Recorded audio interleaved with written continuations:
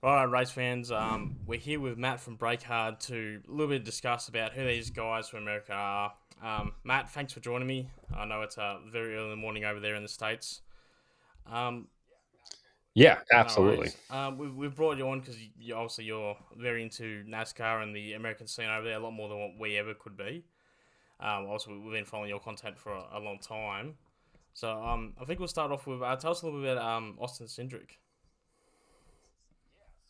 Yeah, so Cindric's an interesting one. So obviously he's coming down to race in the top class with you all down in Supercars. He's a guy that has a really diverse racing background, whether it be from NASCAR. Obviously, he ran ARCA Trucks Xfinity. Now he's in the NASCAR Cup Series. He ran a season of USF 2000, which is like the feeder series to Indy NXT, which is the feeder series to the IndyCar series. So kind of like third tier open wheel. He also ran Global Rallycross. He's run IMSA Sport Cars. He's kind of got a really diverse racing background, cut his teeth on road courses. And when he came into NASCAR, that was sort of the thing that everybody looked for him to succeed at. Picked up his first win in the Truck Series on a road course, picked up his first wins in the Xfinity Series on road courses. He's got 5 Xfinity Series road course wins. In the NASCAR Cup Series, he hasn't had the same road course success that we've seen him have in the lower series, but he's a guy that you can kind of consistently, rely on to get you a top 10. And especially with this new Gen 7 NASCAR Cup car, which shares similarities with the Gen 3 Supercars car, which we've seen SVG and Will Brown and other people come over and be super comfortable in right away.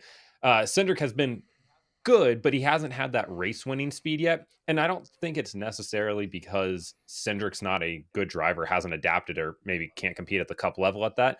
I think it's just kind of falls onto Penske, who hasn't prioritized road courses like they have other tracks. Like Penske's really strong on short tracks, flat tracks, things like that, super speedways where we've seen Cindric win multiple times now. But on the road course side of things, it's almost like they punt on those and they're like, we'll focus on the other things because that's not what's going to win us a Okay. championship. So obviously he's quite good on road course stuff like that. So probably no real surprise to anyone over there that he's come over here to have a crack at supercars. Now he's racing with Team Right. Penske. Am I correct in that one? Yep. Yes. Yep. Yeah. Yeah. He's So on the we team know they've Penske. got a few Gen 2 supercars.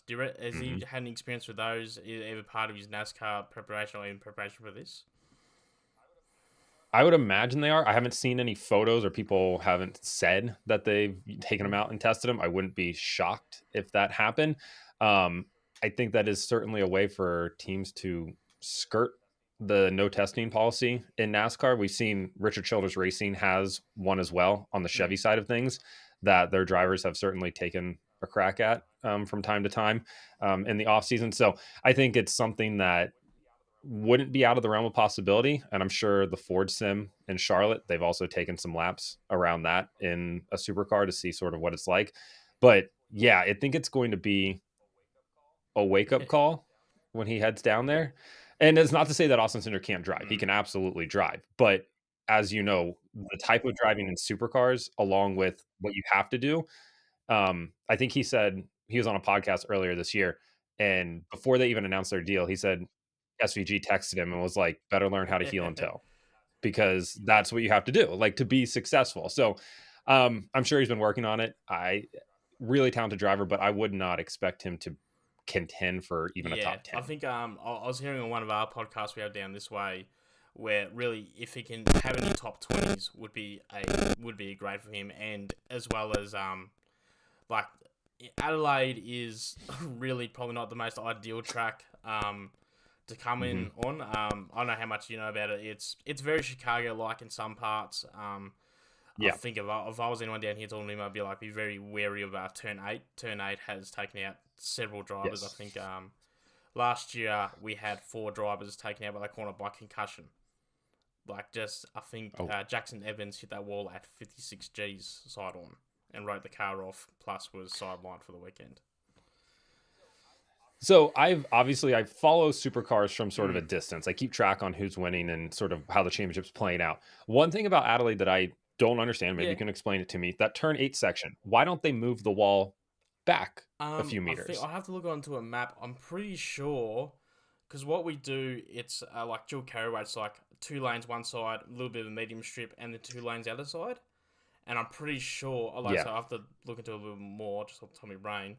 but I'm pretty sure there's no more further for that wall to go out. But there is allowances. I know there's at least a metre or so, as per Australian motorsports FIA regulation. There has to be always space for the wall to move. Like I can imagine it's probably the same over there, that all the walls are connected. So when they take impact, which is what happened last year with that 56 G impact, is it moved the whole wall back. I think it was good. It was a good meter. And it delayed the session. It was qualifying, delayed the following session for 45 minutes while they pushed it all back. So, yeah, it's one of those corners where, and then the argument always comes, we have this same argument every year. Everyone gets hurt on turn 8, and we go, should we make it safer? And then the argument is, we should be make it safer. And then, well, hang on, these are the best drivers in the country. They should be great enough to not hit turn 8. And then we do it all again the following year. Yeah. It sounds like us over here where we talk about tire packs are a big talking point in NASCAR right now, because trying to cut down on corner cutting is put at places like Circuit of the Americas and stuff. They're putting tire packs around, and everyone's talking about, oh, how dangerous this is, and it's like, well, don't hit them. Like, that's kind of the gist here. But yeah, Cindric, when it comes to Adelaide, you mentioned Chicago street course and everything like that. I had Cindric's stats pulled up right here. He has a 6th place finish in 2022 at Chicago, and then has kind of struggled other than that. But in 2022, that was a mixed conditions race, so it rained that year as well, which really helped SVG kind of jump out to that lead, because he was so much more comfortable than all of our guys on that. So yeah, I think Cindric is really talented, but like you said, I think top 20 would be even the just goal. to keep all 4 corners on the thing would be great. He's obviously running with he's going to run I believe it's going to be number 5, because typically when Tickford run the wild card to number 5, with Tickford racing there. Look, they're pretty good. They're probably in our top 5 teams. They're really well known for being majorly inconsistent. So, like, at the beginning of the year, Cam Waters, their primary driver, swept all 3 races with a pretty strong margin, and then they've been sort of nowhere for the mid-season, and they've kind of come back. So he's not with a horrible outfit. He's just with an inconsistent outfit. But yeah, I know he's getting some seat time. I know. I believe he did a ride day today where I don't know if NASCAR does it, but over here we have opportunities with certain like we have permanent circuits that they can invite sponsors and VIPs down. They'll throw a second car in the second seat in the car and do ride day. So I'm pretty sure they threw Austin in the car with Cam Waters today, do a couple of laps. I've heard a rumor that apparently they might try and do that with Brody Kostecki's car, which is he's with Detroit Racing, which is another Ford back team, that give him some laps during the ride day. And then I believe between here and Adelaide, he's going to go to the Bend Motorsport Park to do a official test day, which it will give him time in the car, in these new Gen 3 cars. But the Bend is very, I guess Watkins Glen would probably be my best American equivalent of it. It's like very open, a lot of wide sweeping corners. I don't think there's really a braking zone, so how well they're preparing for Adelaide, I'm not really too sure. Yeah, we don't have. So when it comes to like the testing over here, it's so strict on it. If you're like a first-time driver coming into the series, NASCAR will grant you sort of like a rookie test just to get acclimated, and usually it happens at a place that we don't race at, like a Virginia Motorsport Park or something like that, or Virginia International Raceway. Sorry, something close to the Charlotte area, but isn't a track that you can gain a ton of knowledge on. If we could throw a second seat into these Gen 7 cars, that would be fantastic, just from a sponsor standpoint, just to rip people around. No, yeah. So I would love. Sorry, lost my train of thought. So that would be interesting for him to see how he goes in Adelaide, especially if we get any footage out of the Bend. Now moving on to the second American driver come down here, Jesse Love. He's having a crack at Super 2, which for anyone that's not aware, Super 2 would be our equivalent to Xfinity Series, the second class down. Which over here we use the older cars. So all the cars in Super 2 are last generation cars. So yeah, what's the go with Jesse? So first off, I didn't realize that Super 2 cars were the old generation supercar car. That's what NASCAR should be doing, kind of is what they're doing in a sense with the chassis from the old Gen 6 Cup cars and now Xfinity cars, but Well, that's a great that's way how to save they. some money. Sorry, that's how. Yeah. No, go ahead. Go So ahead. we got a bit of lag here. That's how it started because originally when we began to go from like your production car, your standard road going cars modified to proper race cars, 4-5 was in. All the big teams were like, oh, we got no one to sell it to, so they literally created Super 2 so they could sell all their old equipment to smaller teams. Yeah. Smart. So yeah, Super smart. I'll let you continue. Yeah, so Jesse Love, he is an interesting prospect. He's a guy that is wildly competitive, very, very fast, not necessarily with the top tier Xfinity team right now. And I say that after he just won a championship, but the way we determine a champion, kind of like how you're going to get to experience a little bit this year with how Supercars is doing it, is maybe not the best way to do it. So Jesse Love's got 3 wins. Technically, he's crossed the finish line in first 4 times, but he was disqualified at Rockingham earlier this year. He's a really good super speedway racer.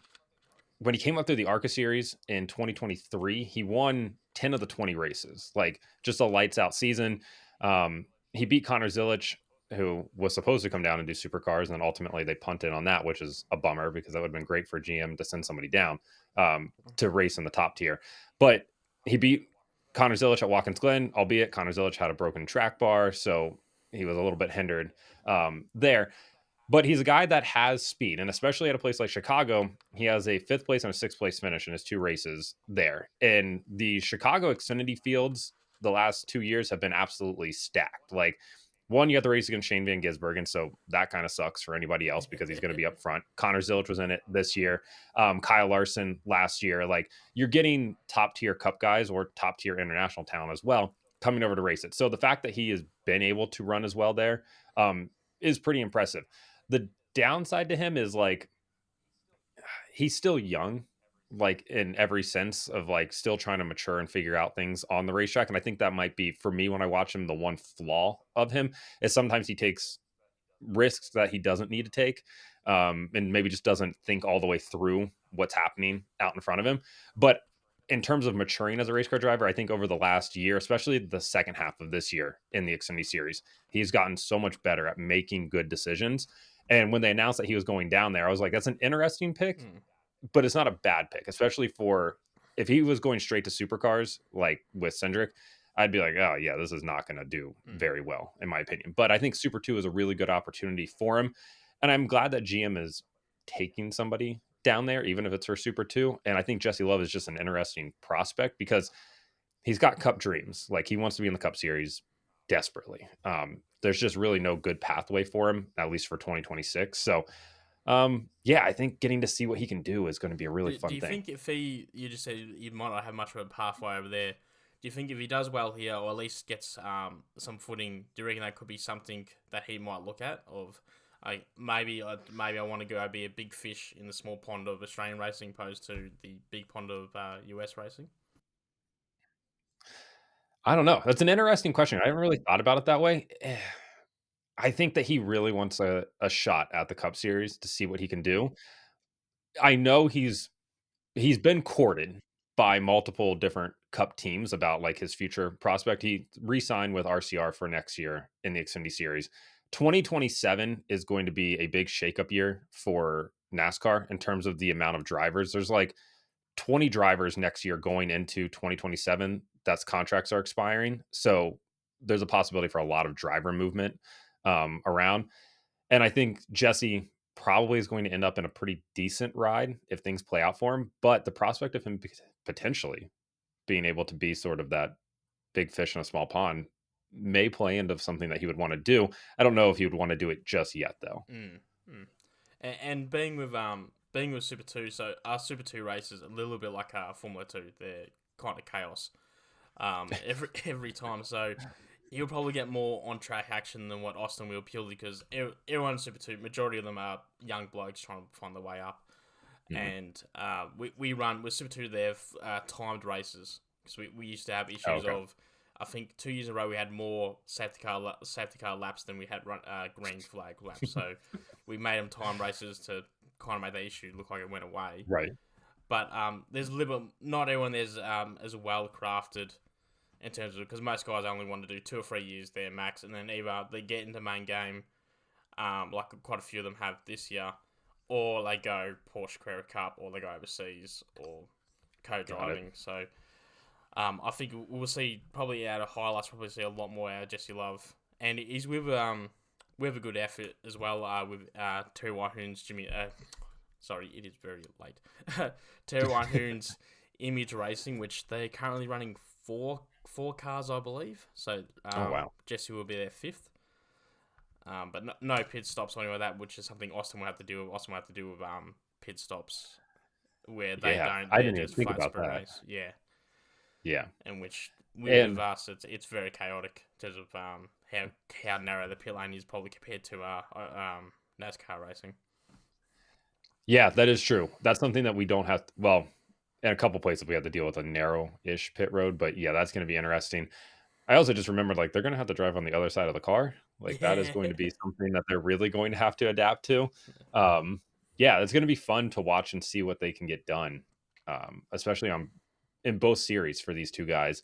I just wish that on the Chevy side of things, on the GM side of things, they could have gotten Larson, Zilich, even Kyle Busch to go down and do it. And all 3 of those guys, elected to not do it this year. So, yeah. But I'm excited to see what Jesse can do in Super 2. Yeah, it's definitely something that we've been pushing. I think ever since Shane went and did it, I think we've always been trying to push to get someone down here. So I think last year it might have been their name escapes me. It wouldn't be Chase Elliott, maybe not. There was big talks that was only going to come down for Adelaide, and then like with the Connor Zilich thing, it all fell apart pretty midway through. Yeah. But no, I think it'll be very interesting. Yeah, I think they're both going to have a kind of hard time struggling. I think Jesse would look a little bit better only because he's in a bit of a rougher pack. But with Austin in sort of in the main game, he's probably going to get left behind. He's probably going to be running his own little race for the majority of the time, which is why we definitely want to see someone come down and do a GM main game thing, because at least then we would have two guys to compare to each other, and it would at least create a bit of rivalry in their own little fight. No, I completely agree with you there. I part of me thinks that guys don't want to go down just because of how tough the series is, and like having watched Shane come over and be as quick as he was, and obviously just absolutely dominated the Cup Series this year on road courses, and then even seeing a guy like Will Brown when he came over last year to run Sonoma with Richard Childress, he was incredibly fast. That car just kind of had electrical issues all weekend.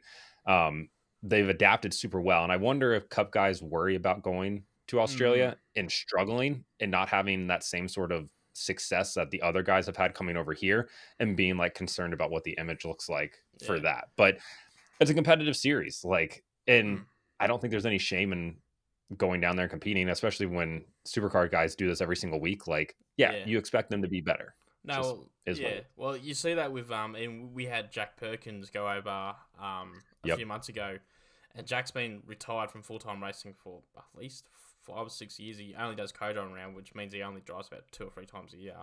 And even just seeing how competitive he was even surprising for us. Considering how long he's been, he was never like I wouldn't say he was never a big driver. He's well known mainly because his father was a big name in the sport as well. But no, because seeing him be competitive, I think at Portland he was running top 5 in that race, and I remember watching that being like, all right, like I didn't think this guy was going to be as good as he is, because like you mentioned, he was not been racing for a while, because I looked him up because I didn't know who he was, and I didn't expect much. I thought he was just a guy that came over and bought a ride just to buy one, and then all of a sudden he's running top 5, and I was like, oh damn, maybe he can actually get something done here. So yeah, I think the level of road course drivers that Australia turns out is wildly impressive, at least what we've seen over the last few years since more have started to come over. One thing I have for you, who do you think is going to be the next guy from Australia to make that jump and try to come to NASCAR and do what Shane has tried to do? In terms of just coming over to have a crack, I know Brock Feeney, who's Will Brown's teammate, and is currently leading the championship in our own week-on finals instead of playoffs. Yep. we know that he was trying to put the money together 2 years ago. It couldn't quite happen. He almost had a deal for this year, and then something fell apart on the American side. So by sounds of it, he's gonna, I imagine, probably get a run next year at some point. In terms of anyone going over to have a proper crack like Shane did, I think the only one that I can think of would probably be Cam Waters. Cam's done a lot of sprint tracks. He's come over. I think he's done one race. He did 2 cup races, I think, and then he did a couple of truck races as well on ovals. Yes, he did Kansas and Martinsville. I think are those 2 that come to mind. Yeah, that he did. Yeah, I just remember him running the Orcas car. Yes. So probably Cam Waters would be the next one. But I think with Shane though, Shane was sort of where he was with his career at that point was he was a 3-time Bathurst 1000 winner. Or 2-time by the time he won Chicago. I think he won Bathurst a little bit after Chicago for the third final time. He was a 3-time series champion and dominant. Like once Scotty left, and him and Scott McLaughlin both being obviously Kiwi boys, when they were racing together, they were Kiwi boys in opposite outfits. Shane was the GM factory team. Scotty was in the Ford Penske factory team. So the rivalry they had from 2018 through to when Scotty left was pretty heated. I think Shane was a mixture of, he'd done it all. Like in 22, he was so dominant. I think we had 34 races and Shane won 22 of them, including Sandown, where this is where he broke his collarbone. Well, at this point, we didn't know it was broken. We thought he fractured it. We didn't know about his broken ribs. Rebel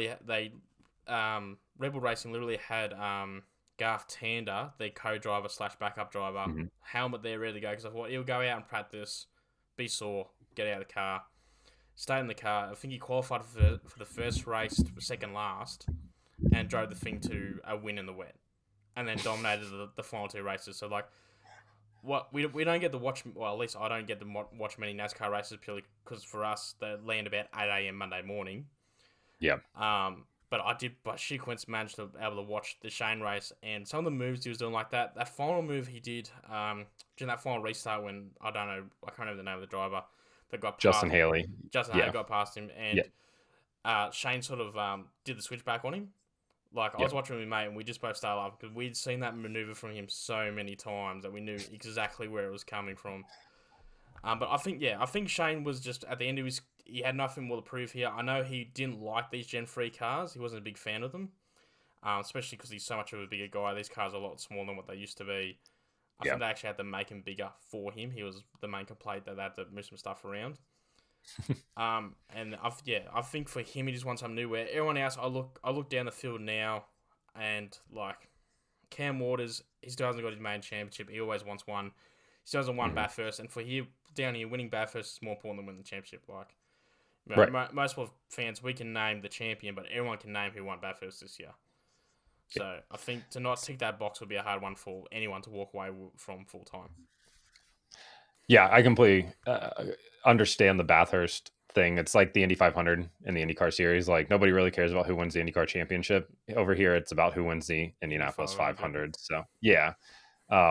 One thing you mentioned about Scott McLaughlin, I really want him and Shane to race in the Cup Series together. Or NASCAR's in, I think, Phoenix next year, when the NASCAR Truck Series is running a street race in St. Petersburg, Florida, with IndyCar on a joint weekend, which is probably going to be absolutely chaotic, just because the trucks on a street course is not a great mixture. But Scott is there that weekend, and I would love for him to be able to run a Chevy and Shane to be able to run a Chevy, but NASCAR's in Phoenix that weekend as well. The Cup Series is. So it would be a bummer, but I would like to see those two go head to head stateside at some point. Yeah, we're the same. We always want them to do a co-drive.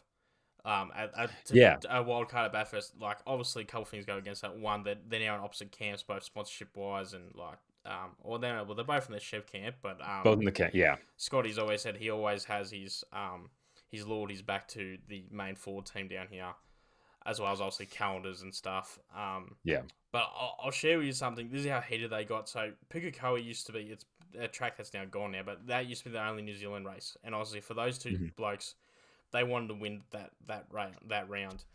and a couple years, I think it was 2021 or 20.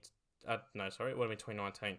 And they had a real big fight. And when it comes into the podium, we do the same thing Formula 1 does. So we get 1, 2, and 3 cars pumped up. Shane put his Commodore right up against Scotty's car. Scotty couldn't get out. So Shane's out front doing the interview. Yeah, it was great they had this win. And in the background, like, Scotty's pushing over the plexiglass window. So he's trying to wrench himself out. The DJR mechanics are arguing with the Red Bull mechanics that they need to move the car. The Red Bull mechanics are just ignoring them because they know what Shane's done. So this is the kind of bullshit they used to pull off. But you need that in sport. Like, I like that level of rivalry. Yeah. I wish we had more. Yeah, I wish we had more of that on the NASCAR side of things. Like, we get some rivalries and stuff, but like right now for Shane, like, there's no rival for him on road courses. I mean, he's winning by 15, 18 seconds each race. Like, it's good for our guys, like, stateside here, to kind of get beat that badly. Because one thing Shane has done is he's come in and shown these guys just how far you can push a car and like how to drive a road course. Like, we thought these guys were good. Like, we thought Chase Elliott was really good in the Gen 6 car. We thought Kyle Larson was good. Then we saw Shane Van Gisbergen and we're like, oh, you guys are okay. He's really good. But I wish he had a rival on a road course. Like, I wish there was somebody that could kind of match him, you know, sort of turn for turn. And we saw Kyle Larson try to do it a little bit this year at the Charlotte Roval in the fall. But once Shane got the lead, it was like, all right, well, see you later. We'll never see you again, basically, that type of thing. And he won by 10 seconds or whatever it ended up being. But yeah, it's been super enjoyable to have him over here. One, I think it's made NASCAR fans more sort of, you know, aware of the Supercar series, which is a good thing because I think it deserves to get more recognition, especially stateside. But he's been good just in general to have him here and sort of push these guys to be better. And next year, he's got Connor Zilic as a teammate. So he's probably the best American road course racer that we have to offer right now. So it'll be really fun to watch those two guys go head to head. And we're going to get it third race of the year at Circuit of the Americas, the first weekend of March, I believe. So yeah, it's going to be quick. No, well, yeah. Enjoyed Shane, trust me. We as soon as Scotty left, we got to enjoy 3 years of Shane doing Shane things. Yes. No, he's been super fun. Like, I think that he is probably one of the most likable characters right now, drivers in NASCAR, and same with Scott on the IndyCar side of thing. Both of them have started to really amass pretty good fan bases, and like, Shane's got a ton of merch for sale. I don't know how Supercars does like your driver merch and stuff at races, but in NASCAR we have like haulers set up where you can walk up and purchase merch from. And Shane's each year has started to become a bigger and bigger section within the trailer, which is really fun to see. Yeah, we do the same thing, but this is how big the NASCAR thing is, because we are getting a lot more NASCAR fans coming across. Like the Supercar subreddit's always full of questions from NASCAR fans. Why is this? Why that? But like, even we're getting Shane's NASCAR merch, which is very different from our Supercars merch. The way it's all like, you know, we have collars and stuff, and it's a bit different. But we're getting it over here. Yeah. So it's so weird to see. Because one thing too, all the teams, there's like an embargo deal, so all the teams have the same manufacturer. So all the shirts and stuff, the exact same. They're just different logos, different brandings, and all that. Yeah. So it shows how big the NASCAR effect has been over here, that we're getting NASCAR merchandise from the States being sold by Supercars, basically. And that's really cool. And whenever he wins, we hear about it for weeks. Like, that's all the commentary talks about. You know, of course, this is the driver that stepped in for Shane Gisbergen after he left to the United States. You know, I'm like, yeah, we get it, man. Trent's been gone for 2 years. Yeah. Right. We understand at this point. No, I think he's been really good for the sport. And I'm a guy that, like, I'm really impartial when I watch races. Like, I don't have a rooting interest. I just want to see a good race, have a good storyline. I bought Shane merch this year at one of the races, and that's the first time I bought driver merch in a decade, probably. Just because it's really well done. It doesn't look like other NASCAR merch for the most part. And like, I just respect a guy that's in his mid 30s, wants to come over and try something new. Like, he could have stayed in Australia and dominated, right? Like, he could have done that. And he elected to, you know, take a chance and come over and do a track house deal, and see how that works out. And obviously picked up 5 wins this year, put himself in the playoffs, and we'll see how the NASCAR championship format works out for next year. But he's getting a lot better on ovals too. The second half of this year, like he really started to figure it out. And I think once he sort of cracks that code in his own head, like he's got probably a 5 to 8 year period here before he starts to get into his 40s, where you start to slow down a little bit, at least on the NASCAR side of things, that he could be dangerous, which is a fun thing to watch. No, I think we're watching, because that's always a criticism when we're watching him, is like, the fucking ovals, man. Like, just come on, try and figure it out. But like, what, he's got 2 top 10 finishes this year? 2 top 10s this year, and should have had probably 2 more as well in the second half of this year, but ended up like 11th, I think, or 12th, somewhere around there. And it's like, dang. Just the one thing I think he struggles with, or at least from me watching from the outside, is when the run starts to get longer, he struggles maybe more towards the end of a run and loses a little bit of pace, on whether it be tires or just setup in general. But overall, like even Las Vegas, a place I didn't expect him to be good at. It's a high speed 1.5 mile racetrack, and he's up there just ripping the wall inches from it. And he really figured out how to run the high line here. And it's like, okay, he's got it now. And I'm sure having this off season, he's probably like, could not have come at a worse time, just because he's really starting to figure it out. And now he's got to wait 3 months before we get back to Daytona. But yeah. So correct me if I'm wrong here, because I only see so much NASCAR. The third stage is always quite a bit longer than the first two. So do you reckon if it was like, say, an even split, do you reckon he would be doing a lot more better in those final stages? Yeah, I think so. So yeah, we'll kind of break it down for that. Like we'll say Bristol's 500 laps is a half mile short track. And the first 2 stages will be like 125, and then the second stage will be 250. So the second half of the race is all one stage, basically.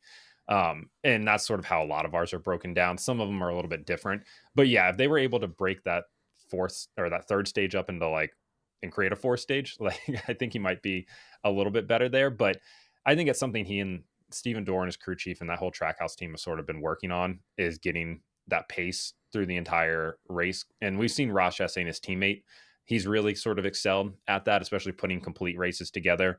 And I think that's really helped Shane start to move along, and having Connor there next year as well, because he's been really good on ovals this year in the Xfinity Series, will help as well. Mate, I think I'll wind up there, because otherwise we're gonna just end up talking about supercars and NASCAR all night. 100%, yeah. Which I'd love to do, but I've got to drive 3 hours to Sandown in the morning, so.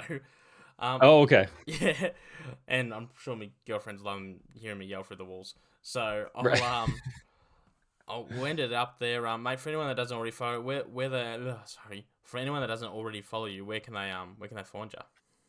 Yeah, you can find me on TikTok at BrakeHard. You can find me on Instagram, Twitter, and Facebook at BrakeHard blog, and then on YouTube at BrakeHard as well. Awesome. Well, thank you very much for coming on and spending your morning talking supercars. And I really will talk again one day.